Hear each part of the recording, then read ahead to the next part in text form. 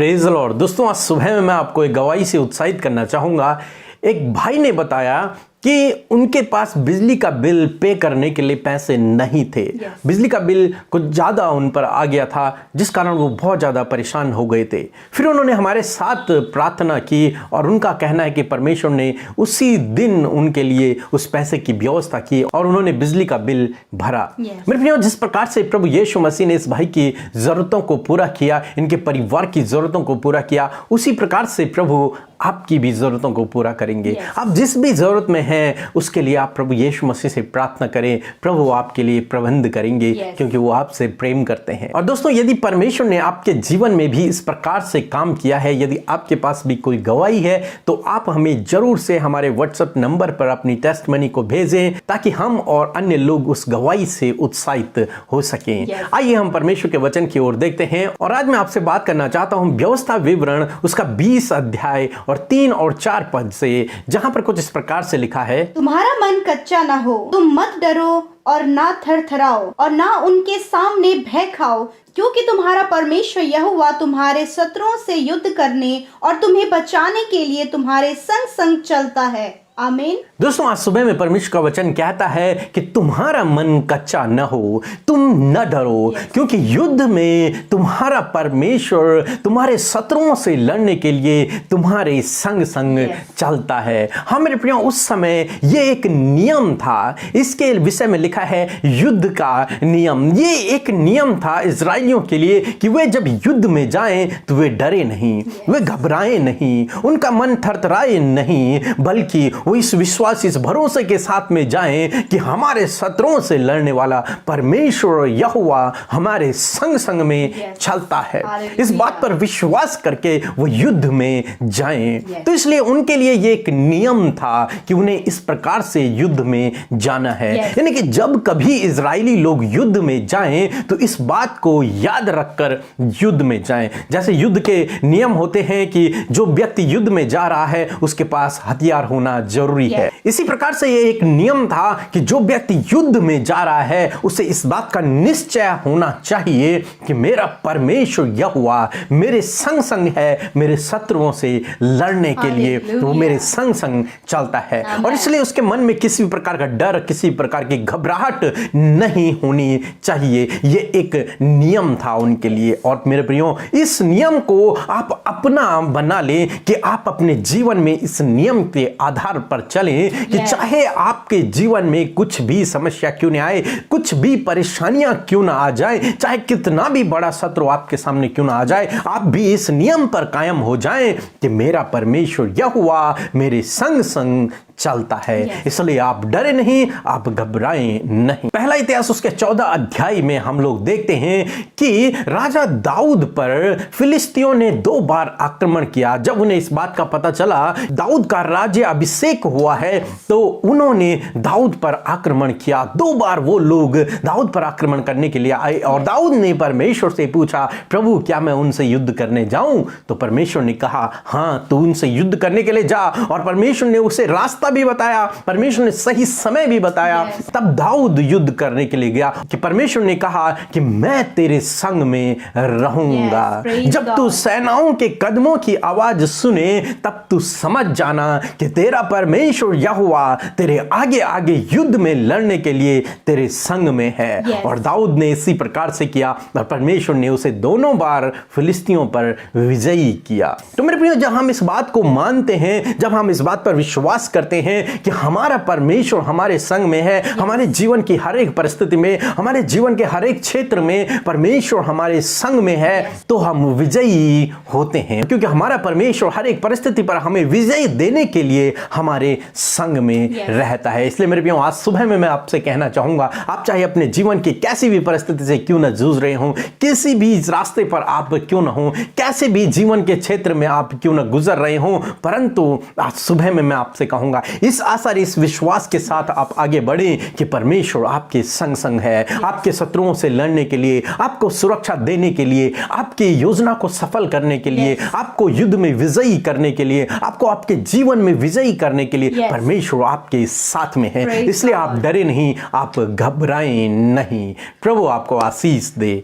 आमीन। आइए आज की सुबह में हम सब मिलकर प्रार्थना करें और आप भी हमारे साथ अपने परिवार के लिए, अपने लोगों के लिए और उन लोगों के लिए भी जिन्हें आप देखते हैं कि इन्हें प्रार्थना की जरूरत है, उनके लिए भी आप हमारे साथ मिलकर प्रार्थना करें। आइए हम सब मिलकर दुआ करें। धन्यवाद धन्यवाद धन्यवाद धन्यवाद करते हैं स्वर्ग और पृथ्वी के राजा, हमारे एकमात्र अधिपति, हमारे यीशु, हम आपका धन्यवाद करते हैं। आपके पवित्र पवित्र अति पवित्र उपस्थिति में आते हैं। ओ हमारे यहोवा राफा, हमारे उपाय करने वाले प्रभु, हम आपका धन्यवाद करते हैं। सृष्टिकर्ता, हमारे अगम्य ज्योति, हम आपका धन्यवाद करते हैं। प्रभु तू ही तो अल्फ और ओमेगा है, तू ही आदि और अंत है प्रभु। धन्यवाद कि प्रभु सच में प्रभु तेरे जैसा कोई नहीं पिता परमेश्वर। प्रभु तू सिंहासन पर है, पिता की दाहिनी ओर विराजमान है। हालेलुया। प्रभु हम सबसे प्रेम करने वाला प्रभु है, हम सबके लिए उपाय करने वाला प्रभु है। पिता तेरी महिमा, तेरी बड़ाई और तेरी तारीफ, तेरी स्तुति हम सबके जीवनों से होने पाए प्रभु। पिता हम आपके नाम को धन्य कहते हैं, हम आपके नाम को महिमा अपने जीवन से देते हैं प्रभु। रात भर में संभालने के लिए प्यारे प्रभु हम आपका धन्यवाद देते हैं। आज का नया दिन हम सबके जीवनों में जोड़ने के लिए आपका धन्यवाद हो प्रभु। प्यारे प्रभु यदि हमसे कोई भी गुनाह गलती हुई है पिता, हमें माफ करे, हमें क्षमा करे पिता, और वो गलतियां हमारे जीवन में कभी भी ना दोहराई जाएं पिता।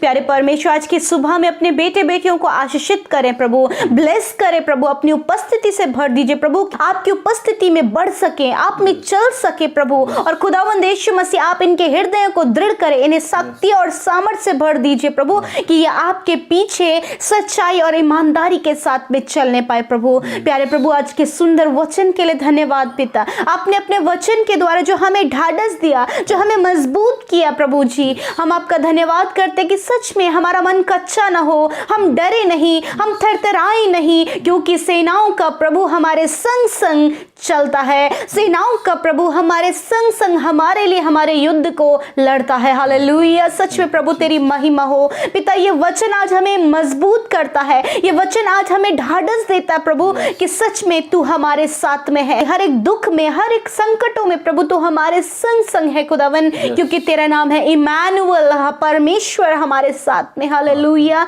मेरे प्रभु इस समय जब तेरे बेटे बेटियां संकटों में है, परेशानियों में है, बीमारियों में है पिता, नाना प्रकार की मुश्किलों में है प्रभु, रुकावटें उनके जीवन में है, चारों तरफ से परेशानियों से घिरे हुए प्रभु, इस समय परमेश्वर प्रभु आप इनके संग में होइए खुदावन। इनका मन प्रभु इन विपत्ति, परेशानी, दुख, बीमारियों को देखकर कच्चा ना हो, ये थरथराए नहीं, परंतु प्रभु तो सच्चे जीवित सेनाओं के प्रभु पर अटल विश्वास रख सके खुदावन। ये भाई ये बहन अपनी ओर से तेरे बचाव को देखने पाए प्रभु। इनके दुखों को दूर कर, इनके संकटों को दूर कर, इनकी विपत्तियों को दूर कर, इनकी बीमारियों को दूर कर, और प्रभु तो इनके संग संग में चल मेरे प्रभु। धन्यवाद खुदावन। आज की सुबह में मैं प्रार्थना करती हूँ अपने ज्ञान बुद्धि समझ से अपने बेटे बेटियों को भर दीजिए।